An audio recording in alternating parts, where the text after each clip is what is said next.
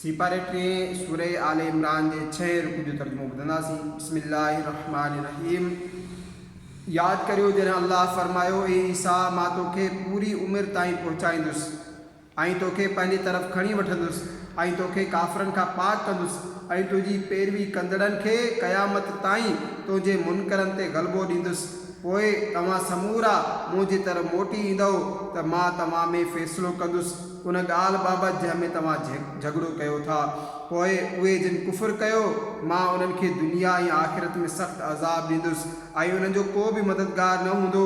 ऐं उहे जिन ईमान आंदो ऐं चङा कम कयाऊं अल्लाह उन्हनि खे संदन अजर भरपूर ॾींदो ऐं ज़ालिम अल्लाह खे पसंदि न आहिनि।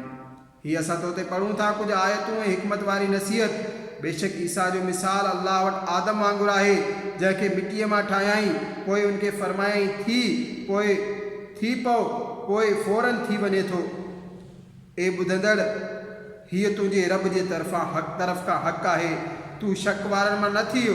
पोइ ए महबूब जेको तोसां ईसा जे बारे में दलील बाज़ी करे, हिन खां पोइ जो तोखे इल्मु अची वियो त उनखे फरमाए, अचो असां सॼूं पंहिंजा पुट ऐं तव्हांजा पुट, पंहिंजूं औरतूं ऐं तव्हांजूं औरतूं ऐं पंहिंजा साह ऐं तव्हांजा साह, पोइ मुबाहिलो करियूं, पोइ अल्लाह जी लानत विझूं कूड़नि ते। उहो ई बेशक सचो बयानु आहे ऐं अल्लाह खां सवाइ को माबूद न आहे। बेशक अल्लाह ई ग़ालिब आहे, हिकमत वारो।